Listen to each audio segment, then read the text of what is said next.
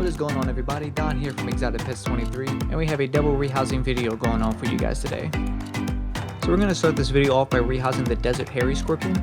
I did recently just pick this guy up at the reptile expo that came near my home. I did make a little video on that experience, as it was the first time I ever went to a reptile expo. So if you go to my channel and hit the Carlisle Reptile Expo 2021, that would be the video for that.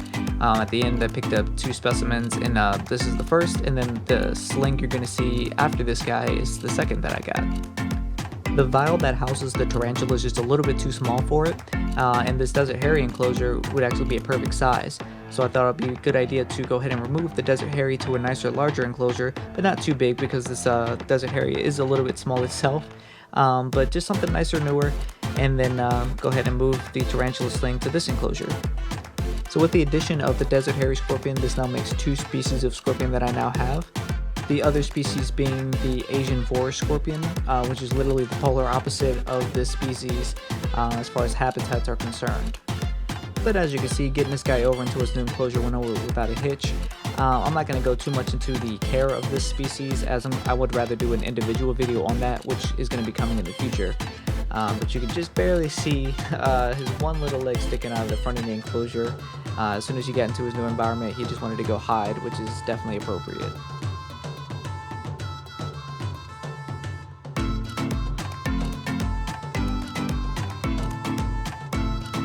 So after moving the desert hairy out of its old enclosure, I went ahead and cleaned it all out really nicely. And you see I just got a couple items here laid out on the table. This is pretty much all we're going to be using for the rehouse. Pretty bare, simple setup, nothing too crazy.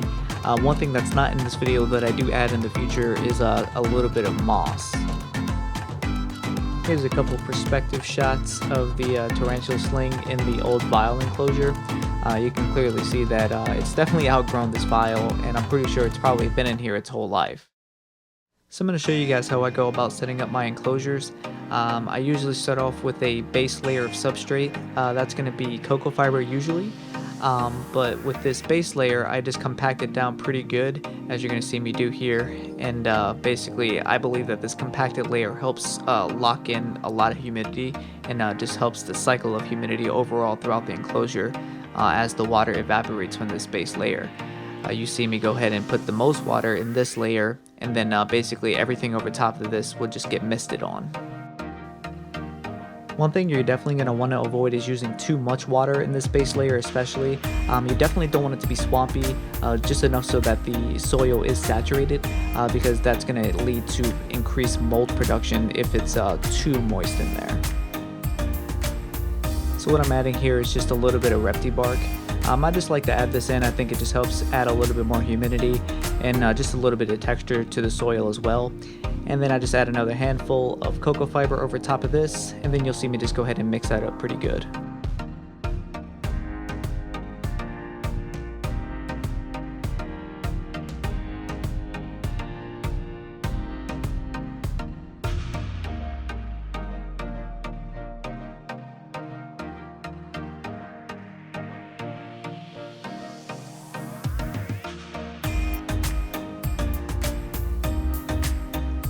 So now I'm going to go ahead and add this piece of cork bark.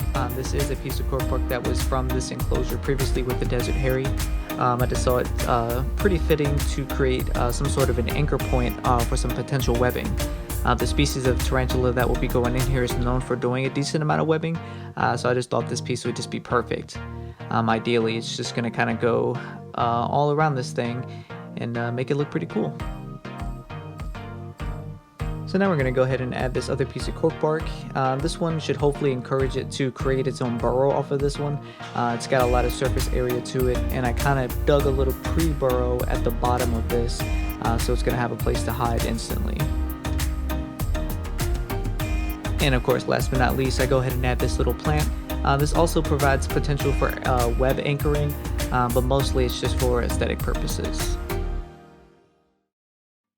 Like I said, I do end up going to add moss later after this video is filmed.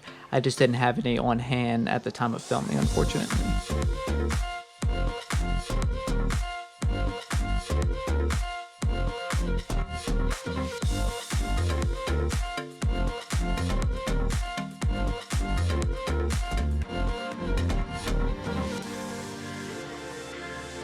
Alright, and of course the last thing we have to do is go ahead and get the tarantula out of its old enclosure and moved into its new one. As you can see, we now have the enclosure as well as the tarantula inside of this bin. This is basically a safe setup because this species of tarantula is known to be pretty bolty. It's actually known as a teleporter, as sometimes it can move faster than you can even notice that it moved. You just look and blink and then it's gone. The species of tarantula that this is the Venezuelan sun tiger. The Latin name is the Psalmopoeus irminia. So whenever I'm rehousing tarantulas, I really like to take my time. I like to do everything at a really slow pace that's much more comfortable for the tarantula. This is an extremely stressful process for any tarantula because they just simply don't know what's going on. All they know is that you're ripping the roof off of their home and trying to get them out of it, and generally they don't like that. In all the years of me keeping tarantulas and rehousing them, I've always found that the best method was just to go really slow and just take your time with this whole process.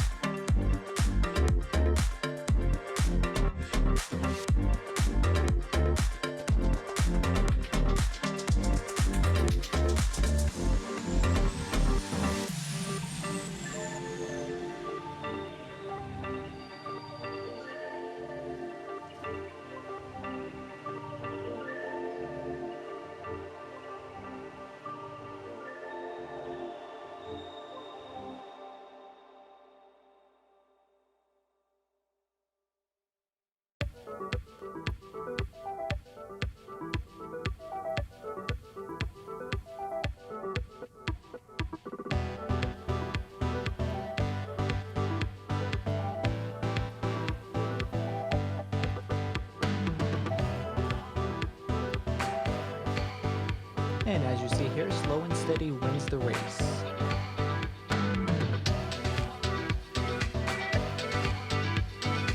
Since this tarantula was pretty calm, I decided to take this opportunity to get a couple good shots. Again, these guys are known for being really bolty, so getting good shots of this species in particular is going to be pretty rare. So you want to take every opportunity you can get. So as soon as I was able to put the lid on this enclosure, the tarantula just disappeared. Before I even could tell, it was gone and it just ran right down into this burrow. Well, it's no longer called the desert hairy scorpion. This is now the sun tiger. Here's just a couple pictures of both the specimens that we rehoused today. I do hope you guys enjoyed this video. Do remember to like, subscribe, and follow all of our other socials. The links are going to be in the description of this video. And across all of our platforms, we are uploading content all the time, so make sure you go and check us out. If you guys have any questions or comments, go ahead and drop them in the comment section, or send me an email or shoot me a DM. I'll try to get back to you all as quickly as possible. You all have a great day. We'll see you on the next one.